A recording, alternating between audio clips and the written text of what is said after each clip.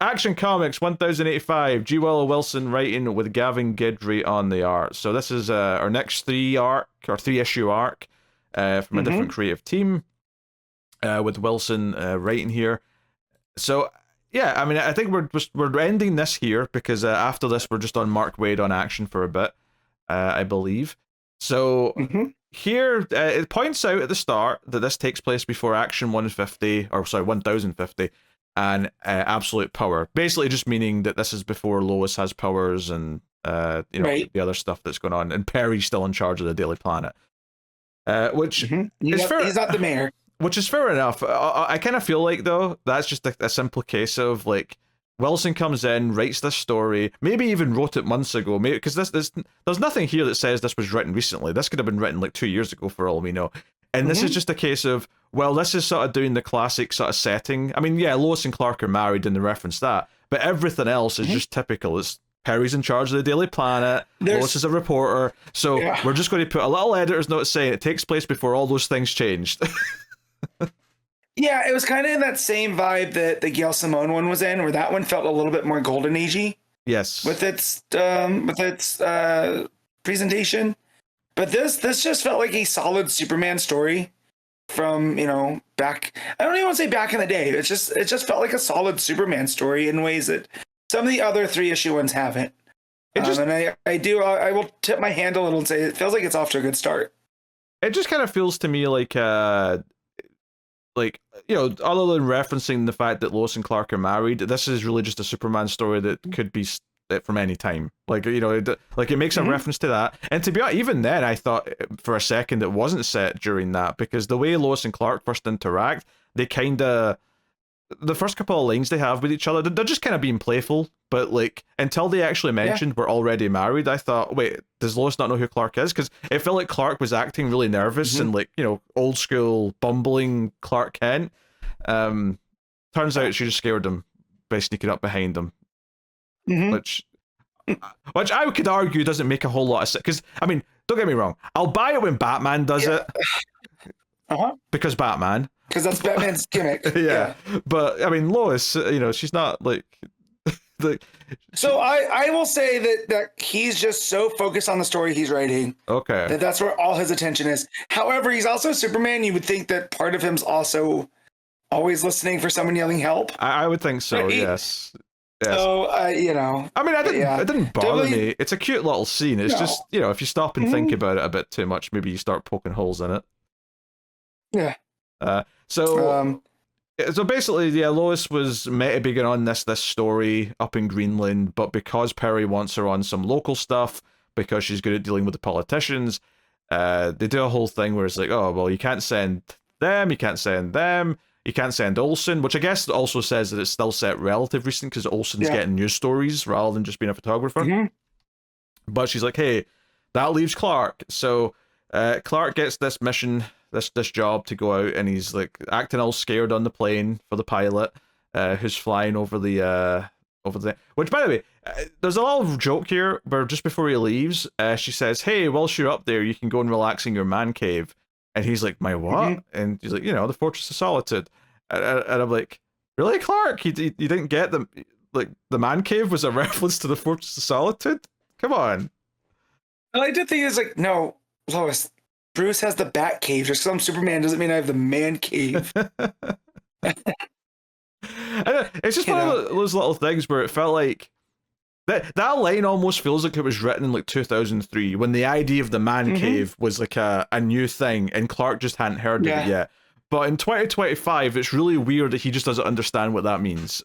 But it's very much like she's throwing a man joke, a dad joke, because the way that he goes, Lois, and she goes, sorry, I can't resist myself sometimes. But yeah, it's a little bit clumsy. That's all. Yeah. So he flies out on the plane, not himself, and meets these researchers who are doing all this project. They're trying to beam back up solar light to try and reverse, because even funnily enough, this kind of gets into the whole the greenhouse effect of like the melting ice and that releasing stuff. Like, it's funny how we just talked about that a little bit in Absolute Batman, but it's here as well, and they're concerned that someone's sabotaging their equipment. And they're very isolated out here, like, no one will come out and see them, they can't communicate with anyone. And then out of nowhere, two polar bears with cybernetic implants jump into the scene. Mm-hmm. This is why you like this issue, isn't it, Matt? Partially. Partially. You know. Also, I was getting, as they're going around the research station, I was also getting Thing vibes. You know? And it's just, I know, it's the frozen wasteland and the isolation and all that other stuff. And maybe we'll get there, depending on when the villain's revealed who it is. Maybe we'll get some kind of techno-organic thing going on. But yeah, no, the polar bears, I was like, oh man, you don't want to deal with the polar bear by itself. And now you gave it cybernetic upgrades. Good thing Superman was there. You know? Yes. Yeah, Superman, like, you whisk away, he comes back in an outfit. Although notably not his regular outfit. He's wearing, I'll call it the Arctic Blast version of the Superman outfit. This felt like back in the 90s when they were selling toys, like a lot of toys. You would get all these different versions of them, and it would be like Arctic Blast Batman and Arctic Blast Superman. And there were things that like this would never showed up in the comic. They were just strictly to sell a toy. That said, the DC, you produce this and put a figure out of it, I will buy it. It looks really nice. Yeah, I will not, just for the record. But yes. Yeah, but you're not a toy collector. You goddamn right, I'm not. Yes. Some person got very upset with you, and you're just like, oh man, God forbid I have an opinion. And you weren't even being like shitty about it. You were just like, I don't like them. It's cool that you do. I don't. I I never. don't know why you would waste your money on them. I never got the Funko Pop obsession. And then it turns out that Pete was correct, because now they're just plastic that's taking up landfills. Speeding up the Arctic melting. So yeah, it was a fad. It was a fad that I can only imagine there's a select handful of people who are still hardcore into collecting every one of them, but that's about it. Anyway, so yeah, Superman's in this white and light blue outfit for whatever reason. Lois had told him he doesn't want to stand out too much up there, right? Because he's supposed to be. Oh, so this is camouflage, is what you're telling me? Yeah. Because she says, you don't want to stand out in the blue and the red, so he's wearing something not to stand out as much. I mean, does that logic hold up? Not really. It's Superman. I don't think him being in the Arctic is out of question. But yeah, I don't know why it would. Well, I guess it's because Clark's up there, so maybe people would put two and two together or something. But it's not like Superman can't just fly to other parts of the planet anytime anyway, and it's not like it's not like he doesn't fly up to the North Pole on a regular basis. So yeah, but fair enough. If that's the reason, that's the reason. So she tells him the Arctic's a lot busier than it used to be. You might want to dress more discreetly if you want some time out on the ice. So again, maybe it was just an excuse to draw a new costume. I mean, it is. That's absolutely what it is. They just wanted to have a reason to do a different outfit. So whatever. Anyway, he grabs the bears, and the bears just kind of like disappear when he's holding them. Like he flies them up, and they just kind of like melt away or like disintegrate in his hands. And it's like, well, that's weird. So he talks to the scientists again, and they're convinced there's some sabotage here. Superman goes out looking to try and see if he can find anything.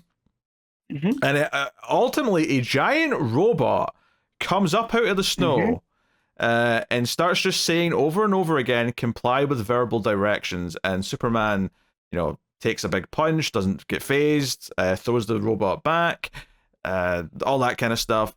So we get this big action scene, and then the big reveal at the end is who's behind this robot. It is, in fact, Kilgore, who's got some upgrades.